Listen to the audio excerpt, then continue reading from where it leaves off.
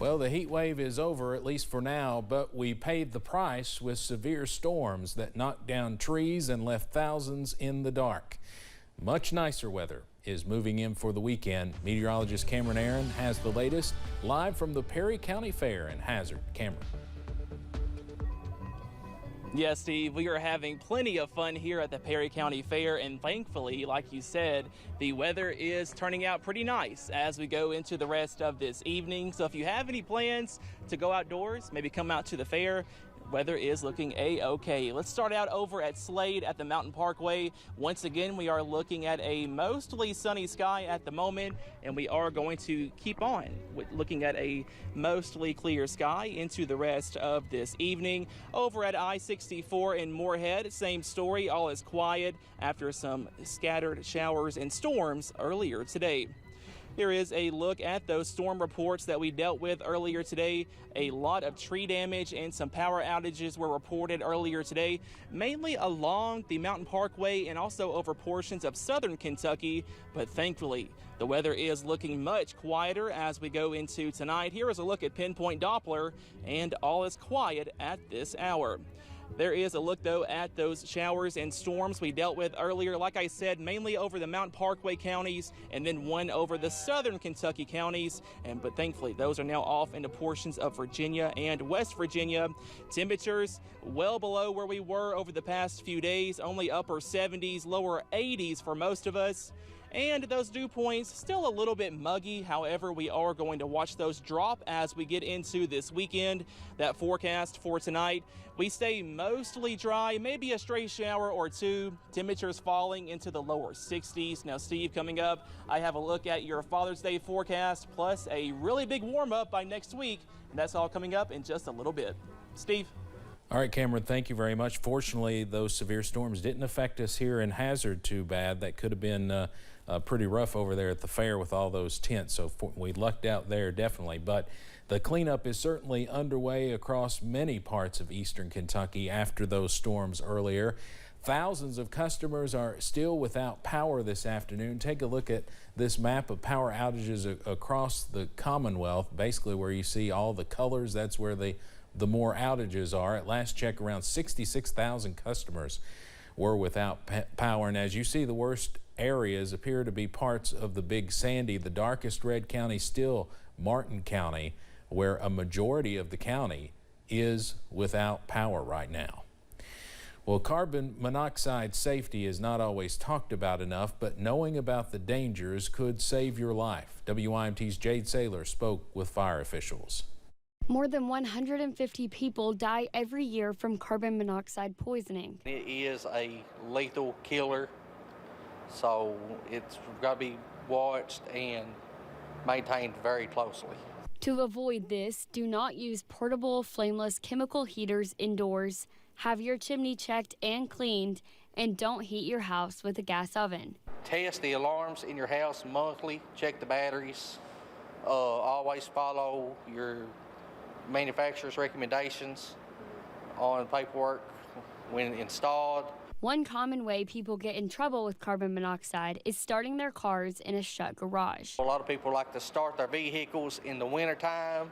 They love to leave their garage door closed, and that's a big no-no. Your alarm detectors should be in every central location in your home so you don't miss if they go off. If you heat with gas or inside your home, you have an attached garage, you always need to make sure that you have detectors. Also inside the home, one on each level of your home. You should get out immediately and call the fire department for help if you believe there's something wrong. If for some reason the alarm does start going off, remove all family from the residence. Don't go back inside. Carbon monoxide is colorless and odorless, so it is best to stay prepared at all times. In Hazard, Jade Saylor, WYMT Mountain News. You should also make sure your vents for dryers and stoves are cleaned out to avoid buildup and debris. Well, we want to go back now to the storm damage. We're just getting in some video from across the region. Thousands of are without power in Floyd County alone this evening as heavy winds move through downtown Prestonsburg and other parts of the county. Prestonsburg Mayor Les Stapleton tells us they've been out chopping up branches throughout downtown, including right in front of the courthouse. Luckily, he says they have not seen any serious structural damage today. We had a very severe straight line winds. We've had no indications of anything but straight line winds, and they were heavy as I've ever seen. It was also wider than I've ever seen. They're usually pretty selective, but this was the whole width of town. We had a lot of trees down, a lot of power lines down. We still have some cars that are covered up.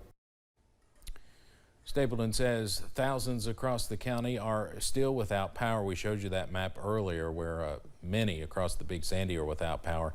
He's unsure how long it will take to get it all back on. Now let's go to Pike County, where some folks are seeing damage from today's storm as well as power outages there. A little more serious damage reported over in that area. In the Belfry and South Williamson areas, several businesses saw damage, from blown off shingles to tin roofs that were completely removed due to straight line winds. Pike County Emergency Management Director Nee Jackson says this was a quick and violent storm and folks should remain patient while crews work to restore power in those areas. Just bear with the power company. They're doing all that they can do in a short amount of time. So they've got crews out working as we speak, trying to restore power and trying to find out where it's actually out at. So once they are able to identify those situations, then they'll get everything restored. There were also several trees down on Kentucky 292 in the Aflex community of Pike County, and one, we're told, that damaged a home. We will have much more on the extent of the damage in that area and other places coming up tonight at 11 o'clock. In central Kentucky, there was damage too. In Scott County, minimal damage was reported there, but several small tree limbs and twigs were down in the road right after the storm. Emergency management said there were about 35 roads closed because they were blocked by fallen tree limbs and power lines. Emergency crews did say a tree fell on 2 cars. An investigation is underway after 2 bodies were found this afternoon in a home in eastern Kentucky. Kentucky State Police say the discovery was made at a home in the 700 block of Blaine Creek Road in Lawrence County. At this time, no additional details are being released. We'll, of course, update this story online when we have more information. Remote Area Medical needs volunteers to help provide free dental, vision, and medical services to the Lick Creek and surrounding communities on August 27th through the 28th. The 2-day clinic is to be held at East Ridge High School. RAM is also in need of general support volunteers to help set up and take down, as well as overnight parking staff to greet patients. Interpreters can also volunteer to aid patients through the process, either in the parking lot or during clinic operations. Of course, RAM was just in Hazard this past weekend.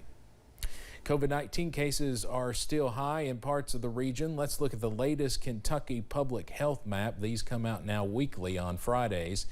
There are now new counties in Kentucky that are in the yellow and red zone with a big bullseye right across eastern Kentucky, it looks like. Parts of the Big Sandy and surrounding areas are in the red or yellow for the most part. Now, if you remember, Pike County was in the red zone for a little while, and it is now yellow, but several counties in our region are red. So COVID's definitely still with us. As the pandemic spread, grinding business and travel to a halt, one area of eastern Kentucky responded in a unique way. To maintain the economic gains of recent years, London used the time to attract new business and prepare the space for them. WYMT's Zach Hawk has more on the efforts from this local business community. You don't have to go out of town. You don't have to go out of town. Everything you need is right here in London and Laurel County.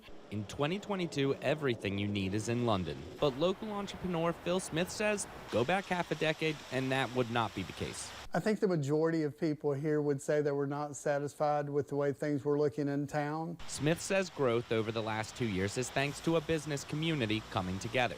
Deanna Herman is looking out for the future of that community, much of which is united by the London Laurel County Chamber of Commerce. We're really looking on how do we build our workforce for tomorrow? How do we keep all of our businesses supplied with a great workforce? That workforce will fill retail, hospitality, and industrial positions across the city.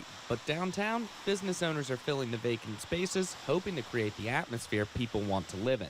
Downtown to me is the heart and soul of the community.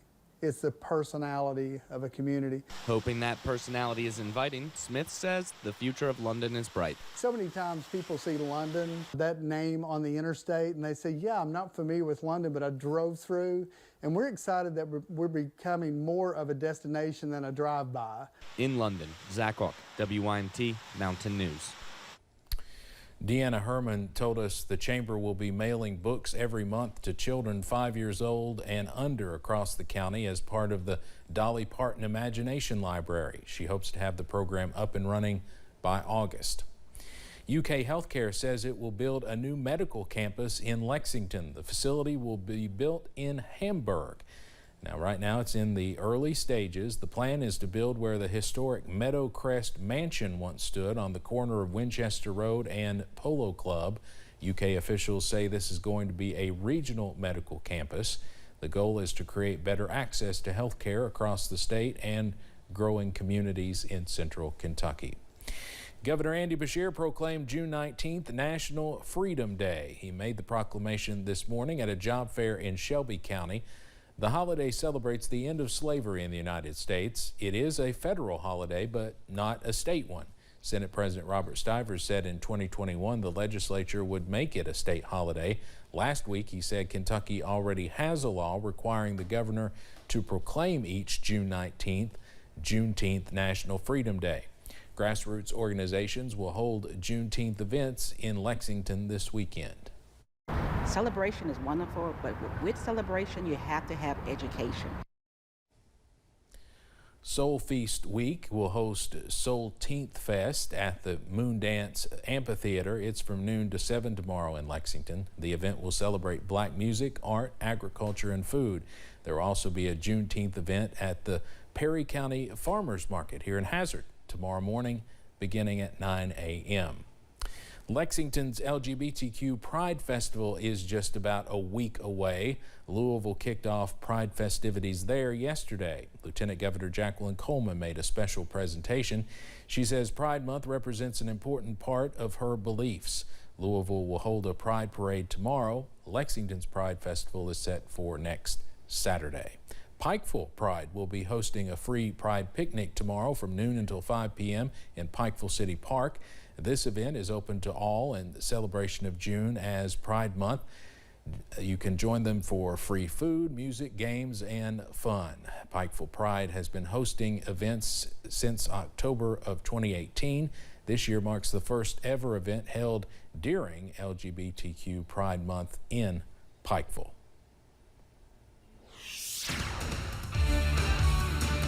Beautiful weather continues into this weekend, but a big warm-up is on the way by next week. I have that full forecast coming up.